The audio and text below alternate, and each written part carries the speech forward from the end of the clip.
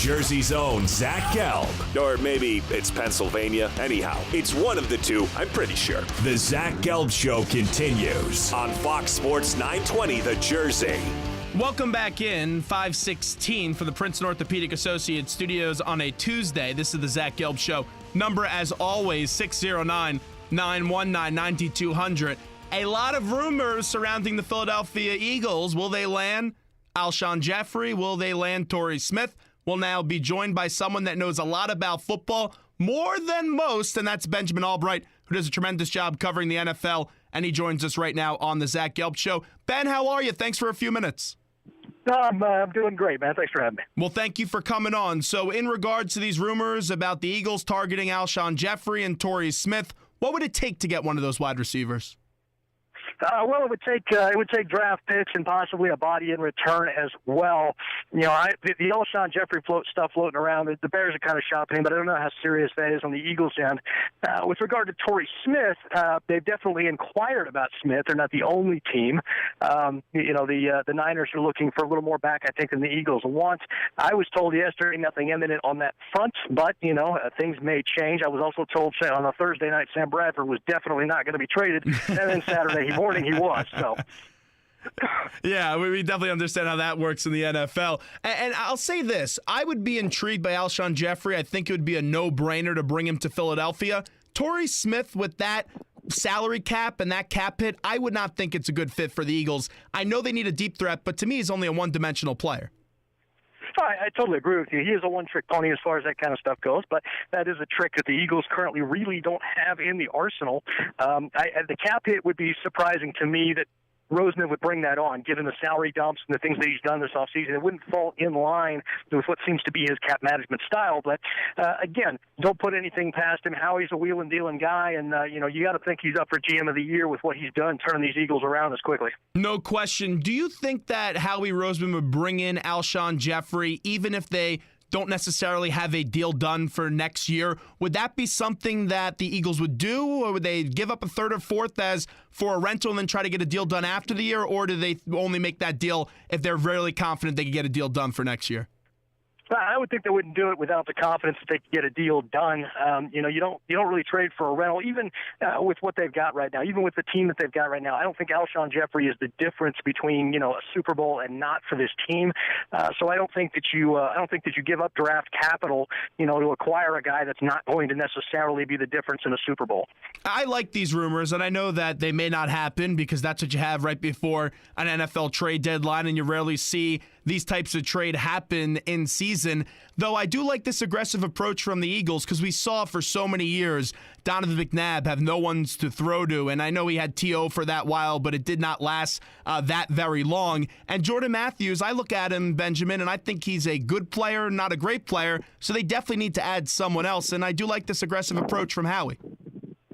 Oh, absolutely. And I think that's what you need to do. As a general manager, you need to be taking the temperature on what players cost at all times. You should know what every player in the league costs so that if your guy goes down, you can get a deal in place for what you need to replace him. So, I think in that regard, guys like Howie Roseman, guys like John Elway, guys that are out there constantly taking the pulse of what's available in the league are some of the smartest general managers. This is forward thinking. And guys like Ted Thompson, who have relied solely on the draft, they're kind of becoming a thing of the past. When Howie Roseman got his power back and got to move his office back over to the right side of the building after being exiled last year by Chip Kelly, that was not a positive move here in this area. Are you surprised by the way that he's been able to really get the confidence back of these fans?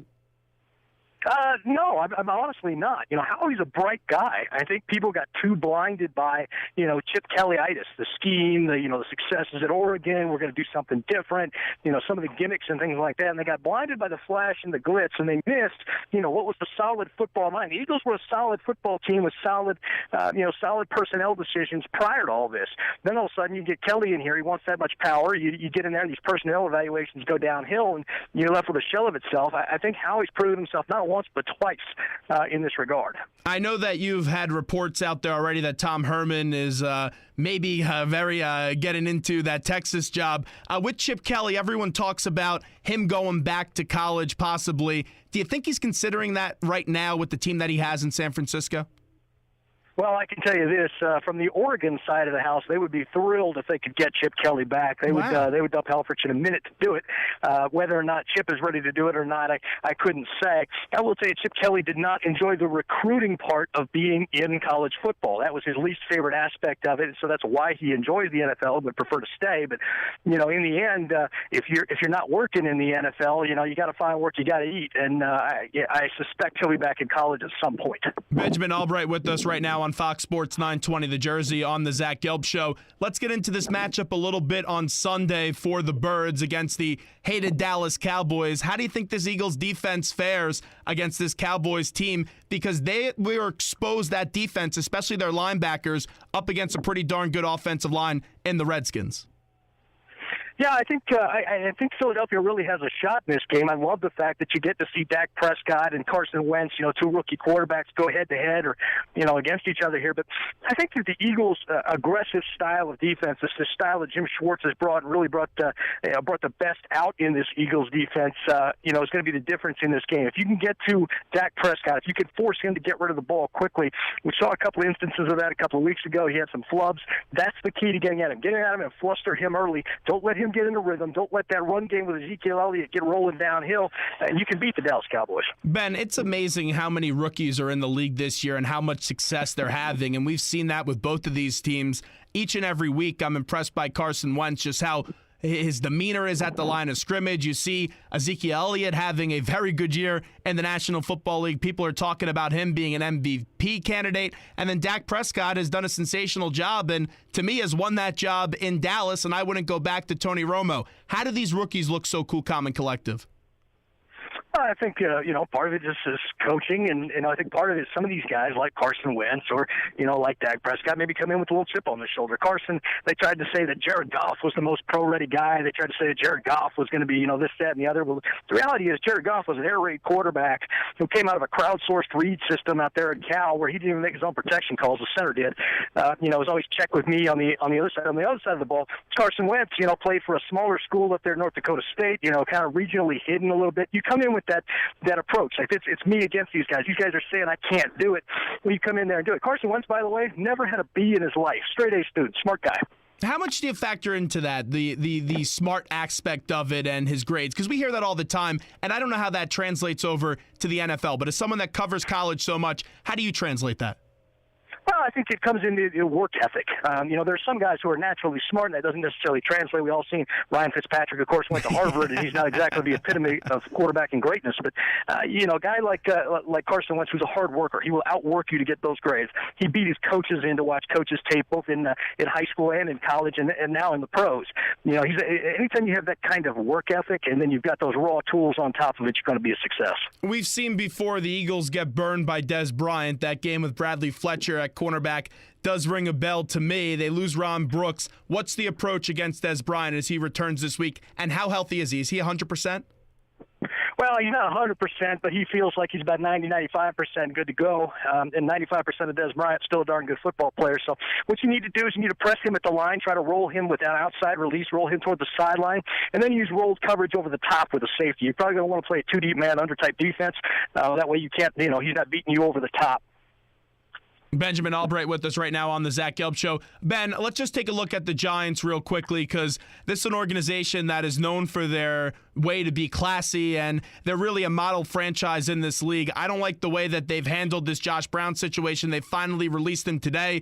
You also see Josh Brown issue two statements, or something happened wrong with ESPN. I still don't know the full details of that, but they're two different statements with what was being said from Josh Brown. Why did it ultimately, at the end of the day, take the Giants so long to release this guy? I think the Giants wanted to do right by the human being, Josh Brown. And while we were all outraged at his behavior and what he has done, we have to remember that at its core, there's still a human being with problems in there that needs rehabilitated. And so I think what you have there is coaches and teammates that wanted to help try to rehabilitate a friend, a teammate, a comrade, and I get that aspect of it. It certainly cost the Giants a lot of capital in terms of being the quote-unquote classiest organization in football. But in the end, I think they did the right thing. They released the guy, but they went ahead and did a proper investigation, again, finally the second time behind the scenes, to get this thing done. It's just a shame they didn't do that in the first place. Yeah, we've seen that a lot in the National Football League going back to Ray Rice, and everyone's trying to determine how much the NFL has learned from Ray Rice, and I would say not much. You saw the comments by Roger Goodell to the BBC the other day. What did you make of those comments? I think Mr. Goodell has a bit of a perception problem at times in terms of what people see, what the average fan sees, and then what he sees. Now, keep in mind, Roger Goodell is paid to be the guy that protects the shield. He's paid to be the bad guy, the villain, as it were, in some of these instances. That's his job, protect the shield, protect the brand at the expense of himself. So you got to remember that the comments that Roger makes are to protect the brand, and then therefore may not be the full extent of his belief on any given situation. Here's the thing, though. I consistently see a theme of him trying to sweep these kind of stories with domestic violence under the rug and then just wait for there to be public outrage before he tries to rectify the wrong and then say, oh, I didn't see this evidence. I'm just wondering, I know that his job is safe because he makes the owners a lot of money, but this has been someone that has continually, to me, embarrassed the league. Can there be anything that he could do to lose his job? That's what I'm wondering, because this guy has struck out so many times, but he still has his job. I think the next major scandal would probably sink him. Any kind of personal impropriety would definitely sink him. Other than that, he's pretty safe. He's done a lot to increase revenue and revenue streams in the league. Done a lot to do, to get things where they are. He's got a couple of problems. He came into the league going to be, Sheriff Raj. He was going to be the guy that, that punished all these out of control players like Chris Henry and Adam Pac-Man Jones and even Ben Roethlisberger back in the day. And the problem with that was he never codified that disciplinary process. So what you get is kind of a shoot from the hip approach. Well, this guy gets 3 games, this guy gets 5, and ultimately it ends up being bad for the league because nobody's sure who should be suspended for what. We get one guy suspended for 1 game when it should be 6, and vice versa. And it's just a bad look for the league. It's also a bad look for the league when they are such strict people when it comes to celebrations or players wearing cleats, and they go hard on those guys, but then the person that beats his wife only gets 1 game. That's a bad look also for the league when you take a look at that avenue. No, absolutely. And in fact, some internal, I kind of got leaked a little memo from a couple of weeks ago, some internal numbers that the NFL has done to look into why ratings are down. Part of it is because fans feel like the league isn't any fun anymore. They don't allow players to be players. They're sitting there trying to, rain down discipline on touchdown celebrations instead of raining down discipline on out-of-control players as human beings. So with the Giants, let's look at them on the field. This has been an offense. You would expect that it would improve and be even better than what it was last year, and they had a good offense last year with Ben McAdoo being appointed the head coach. This offense has been stale and has not been that impressive in terms of a point department. Why is that? Why has the Giants been so bad in offense this year? Well, I think it's a combination of things. Number one, they can't get the run game going. Number two, I think you've promoted Ben McAdoo past the point of peak effectiveness. We see that a lot. Guys that in a meritocracy, they do well at one position, and we think, well, we should advance them to the next. And maybe they're just best suited for that position. North Turner has had several stints as a head coach, but reality is he's really at his best as an offensive coordinator. And I'm kind of seeing this with Ben McAdoo. The play calling seems a little listless. They can't get the run game going. Things are out of sync, and I think he's been promoted past the point of maximum effectiveness. And last one for you, as Benjamin Allbright joins us right now on the Zach Gelb Show. Let's just touch on the Jets for a little bit. Fitzpatrick now the starting quarterback, even though he went after the owner, the head coach, and the general manager in the post-game press conference on Sunday after the victory and his relief appearance. How much longer do you think the Jets go with Fitzpatrick? Until they can't. I think you ride that pony until you can't. Right now, you need to wait for Bryce Petty to get fully healthy. You kind of want to start him and see what you have. The objective, I think, was to roll with Geno Smith, see what you have there, and if you needed to offer him as an extension as a backup or maybe a spot starter type. Fitzpatrick is not in the Jets' future at all, so they want to get out from under him as quickly as possible. Maybe get Hackenberg, maybe get Petty in there, get a couple of starts, see where they're at with those guys, and in the quarterback position in general for the future, and then make a decision at the end of the season. Ben, great insight. We appreciate it. Thanks so much. Anytime. Take care, bud.